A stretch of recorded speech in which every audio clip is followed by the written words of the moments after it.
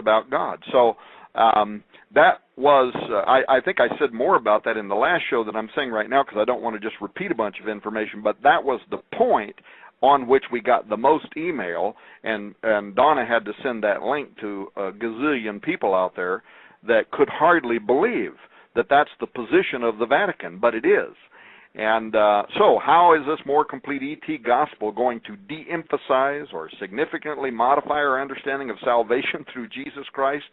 I don't know, but he's just one of the spokesmen.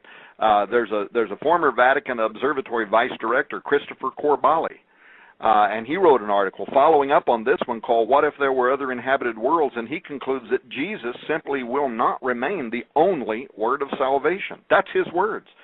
He says that we're going to try, we'll explore the alien, we'll let it be whatever it is without rushing into classification categories. We're not going to be mean to it, so this would very much fall into, I guess, Obama strategy.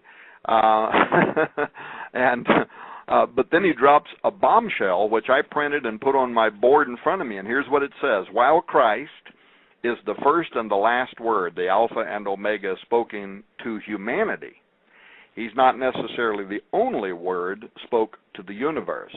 For the word spoken to us does not seem to exclude an equivalent word spoken to aliens.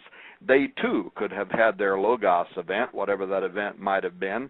It does not have to be a repeat death and resurrection. If we allow God more imagination than some religious thinkers seem to have had, he must be talking about Tom Horn and Steve Quayle.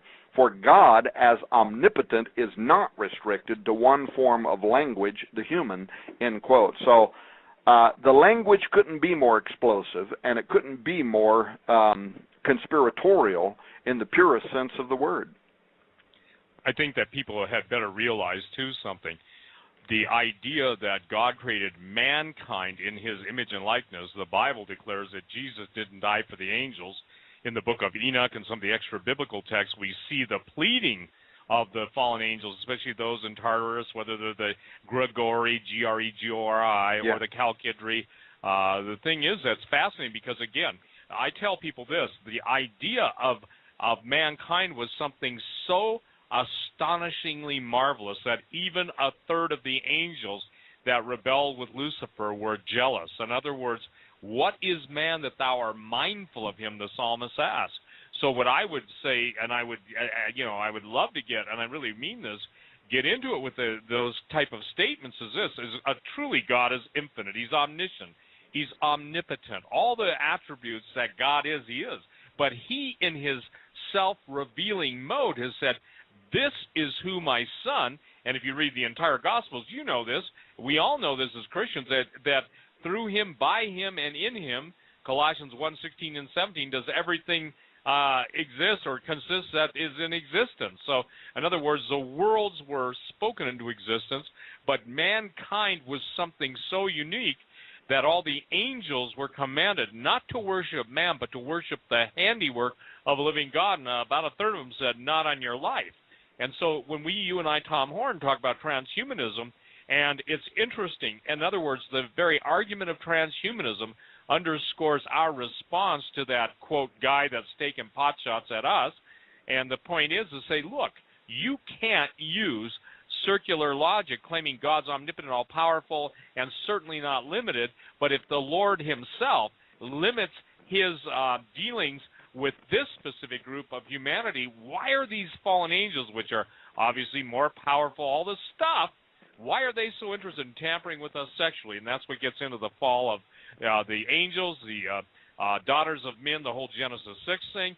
And then as you have stated so many times, Tom, and this is all involved in this, that people have got to understand that deception is going to be so great, the arguments are going to be so compelling, the evidence is going to be so demonstrated, and then the power, Jesus himself said, that the evil one will be able to call fire down from heaven. No offense, they just did it in Texas, and nobody, very few people realize that the entire Texas tornado thing, 12, total weather warfare.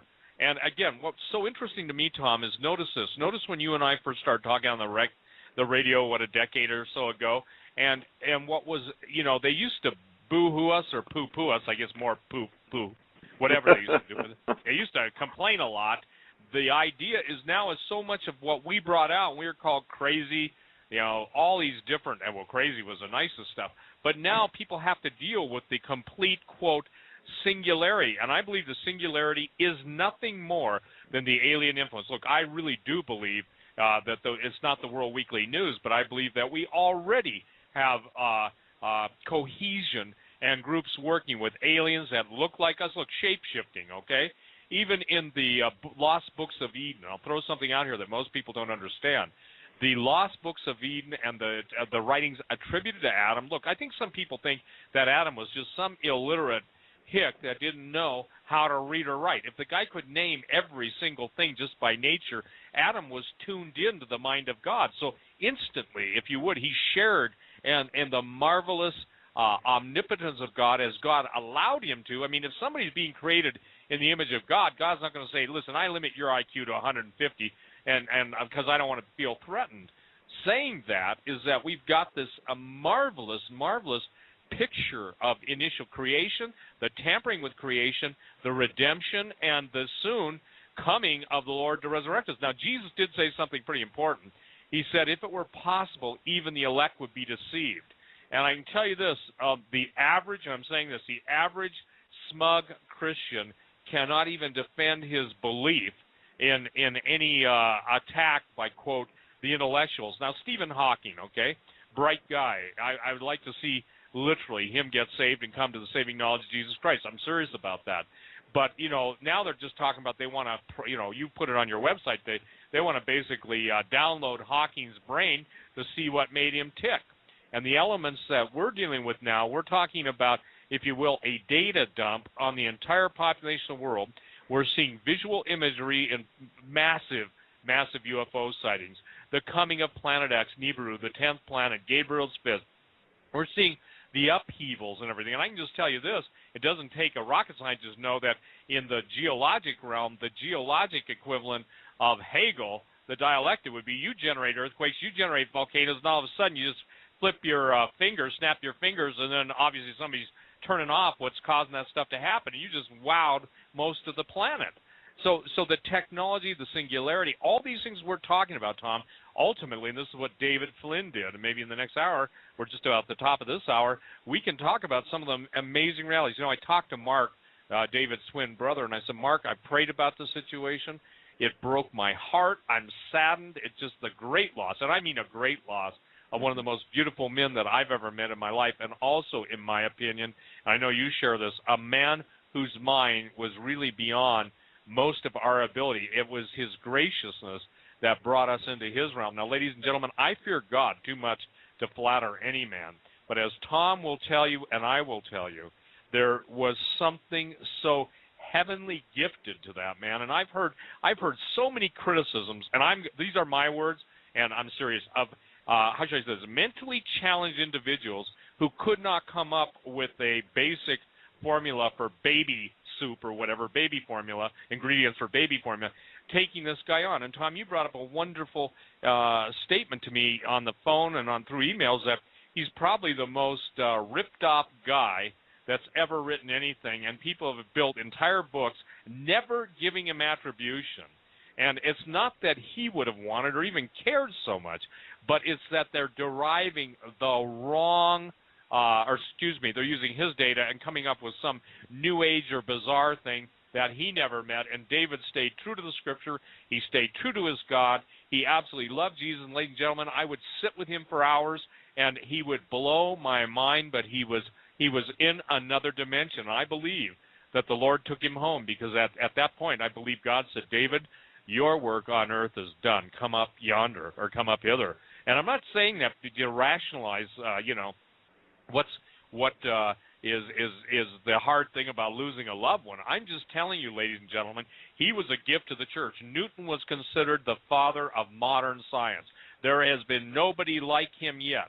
And yet God in his majesty chose to give David Flynn the understanding of the code that had escaped Newton. Newton was there. He postulated about it. It really bothered him, but it was sealed up, Tom.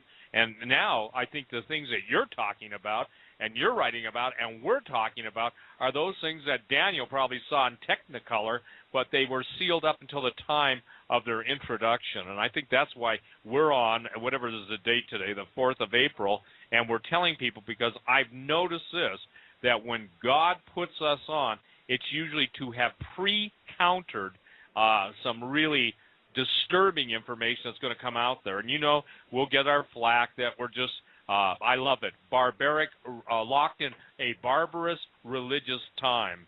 Well, I don't think there's so much about barbarous, but I can tell you this, the future that they're promising, it may be sugar-coated, but it's like swallowing a milkshake with razor blades, that each razor blade then turns on some nanomotor and just devours you from the inside. So saying all that to say is that David talked about what you are talking about now. Obviously, he knew what was coming. And, you want to just address that? We've got about 5 minutes because, or we can go into the next hour without even stopping. But I think that people don't understand. You published Temple at the Center of Time. You published some of the most concise and insightful essays, which, by the way, are going to be in his anthology. Just absolutely, as his publisher, as his friend, and as someone who was equally amazed at his God-given genius, you've got to sometimes shake your head when you see everybody and their dog. And I'm telling you, some of these people that have ripped him off, they should have flea collars and they should repent. But the point is, those are my statements. Don't get mad at Tom for those. The point is that and forgive me, and I know that we were graced with an extraordinary individual given supernatural revelation from the throne. And it's almost like where David left this earth, at that point, it was not yet time to go the next step. I'm convinced he knew some stuff, and he was waiting for the right time, and God said, David, it's not time. Come home, That's the only thing I know in my spirit. Well, you've raised actually several things I'd like to respond to, but let's go to the break, and after the break, if I can have permission to do so, I'd like to respond to a couple of things. David Flynn, but also some of the stuff that you were talking about, some of these mental midgets that are operating at full steam right now, that are highly critical of people like you, me, David Flynn, Chuck Missler, any of the rest of us that are out there trying to open the world's eyes. Gentlemen, before we take this break, folks, if you're just tuning in, this is episode 622. We've got Steve Quayle and Tom Horn tonight as our special guest. And, gentlemen, I'd like you to give out your contact information and tell people how they can get in touch with you. Go ahead, Tom. Well, the easiest way to get a hold of me is just a Raiders News Update at gmail.com. The website, of course, is raidersnewsupdate.com. And, Tom, the new book, Petrus Romanus? Yeah, Petrus Romanus, The Final Pope is Here. It's, of course, you can get it anywhere, but I want people to know, maybe we'll have a chance to say something about this. On the 24th, or is it the 23rd? Yeah, I think maybe the 23rd of April, we're going to give away a huge library on DVD. And this is everything from ebooks to audio files to movies to huge libraries, actually, of books. But we made a deal between us and Survivor Mall where we're going to be giving that away free if people buy that book from Survivor Mall. But they can get it anywhere. It'll be in bookstores. It'll be at Amazon. The name's Petrus Romanus. The Final Pope is Here. But know that if you see all that big advertising, and actually there's an ad on the front of Steve Quayle's website right now, too, that's advertising. You click on it, you go to that website. Just know that when you see all of that free material, you're not going to receive that if you buy the book at Amazon. Now, as a publisher, I don't care where you buy it because it's from my distributor anyway. But that one option for the free libraries, that's from Survivor Mall only. That's their deal. All right, and Steve? Well, I think, first of all, everyone should take advantage of this because when you buy from Survival Mall, I don't think that you could go out, the average person cannot go out and do what Tom has done or even I've done in the time we've been at it. Look, Tom's been at this a long time. I've been at it. But when you go and order Petrus Romanus from Survivor Mall, you're going to get the audio, video files and dozens of PDF books. And the point is, I'm telling you, this is a work, how do I say this? It's precept upon precept. We're trying to provide everyone a foundation to understand the eternal ramifications of even seemingly harmless news articles or something says, that's just all that crazy stuff about the Vatican or all that's crazy Tom Horn and Steve Quayle about giants. The bottom line is we're sharing with you the fruit of our labor and investigations, because most of you simply cannot do it. So I would